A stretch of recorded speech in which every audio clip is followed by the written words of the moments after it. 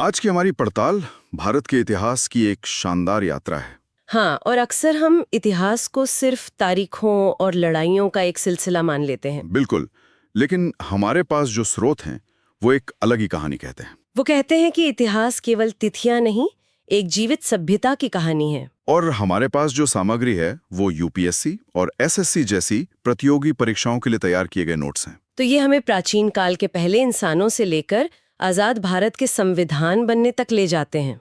एक तरह से ये भारत के बनने की कहानी का पूरा ढांचा है। बिल्कुल। तो हमारा काम सिर्फ इन तथ्यों को दोहराना नहीं है, बल्कि इनके पीछे के क्यों और कैसे को समझना है। सही बात है।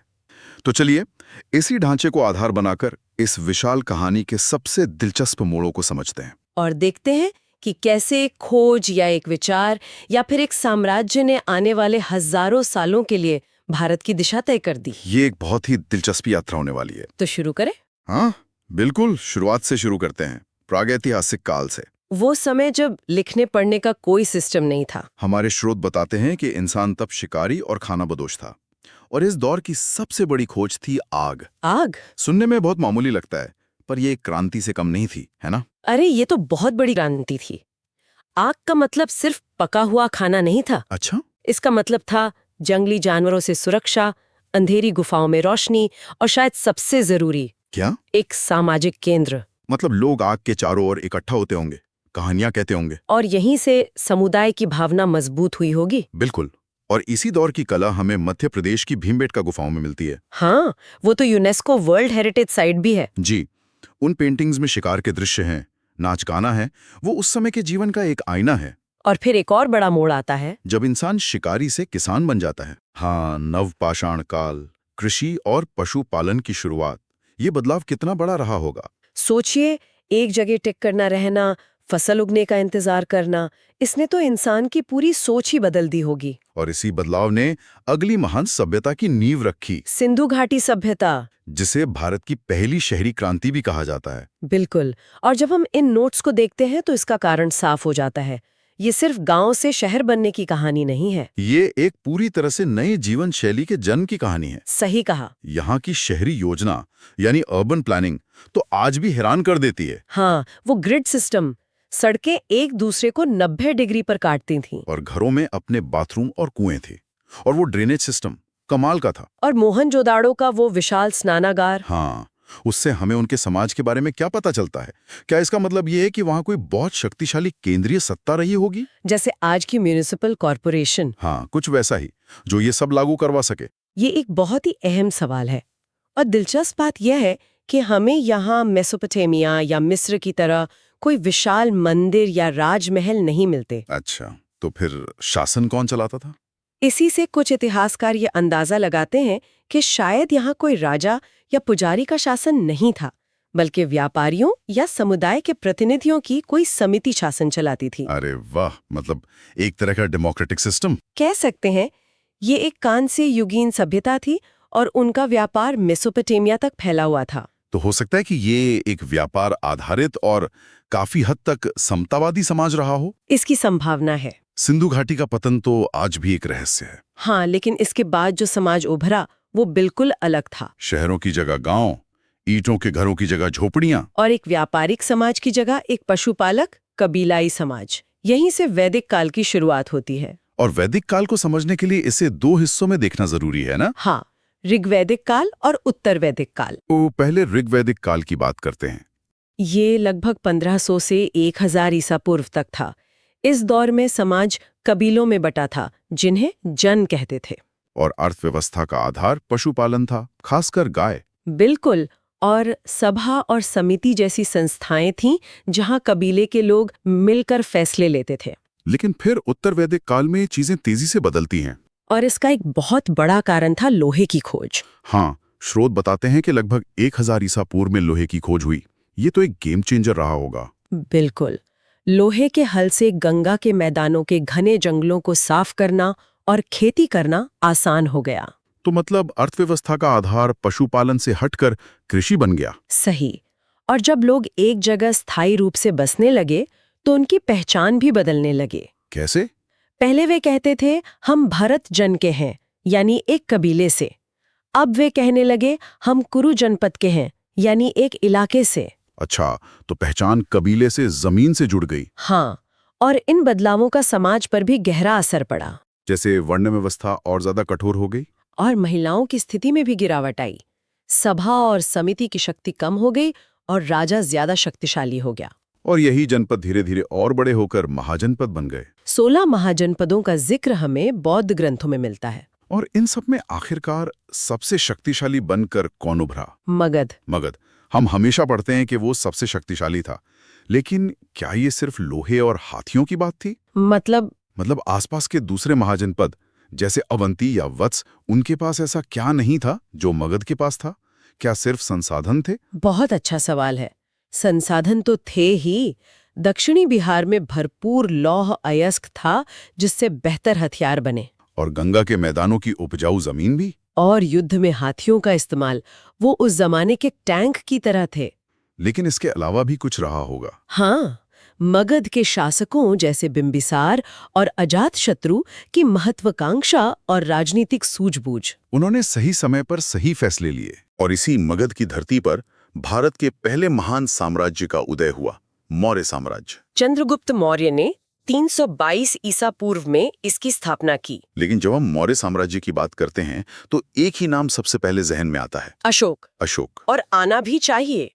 261 ईसा पूर्व का कलिंग युद्ध उनके जीवन का और शायद भारतीय इतिहास का भी एक निर्णायक मोड़ था। युद्ध की भयावता ने उन्हें पूरी तरह बदल दिया। उन्होंने भैरी घोष यानी युद्ध की नीति को छोड़कर धम्म घोष यानी धम्म की नीति अपनाई। लेकिन ये सिर्फ एक नैतिक बदलाव तो नहीं था ना, है ना?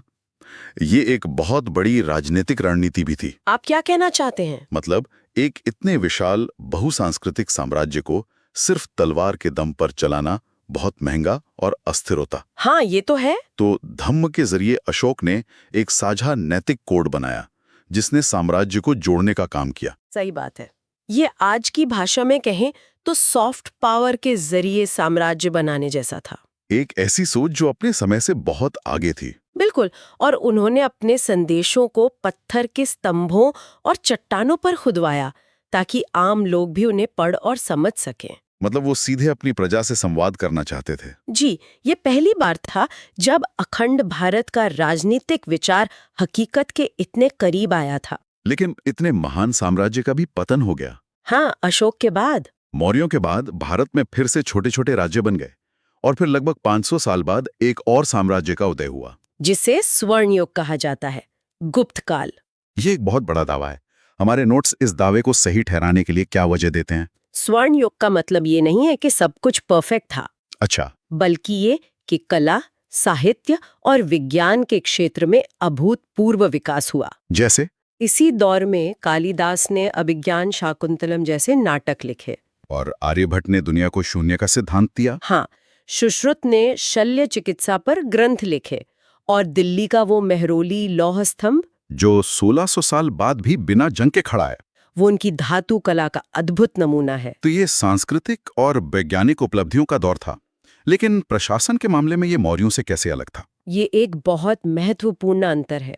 मौर्य साम्राज्य बहुत ज्यादा केंद्रीकृत था। मतलब सारे फैसले केंद्र से होते थे? हाँ, वहीं गुप्त प्रशासन विकेंद्रीकृत था। उन्होंने हारे हुए राजाओं को उनका राज्य लौटा दिया और उन्हें अपने अधीन शासक बना लिया, जिन्हें सामंत कहा जाता था। बिल्कुल।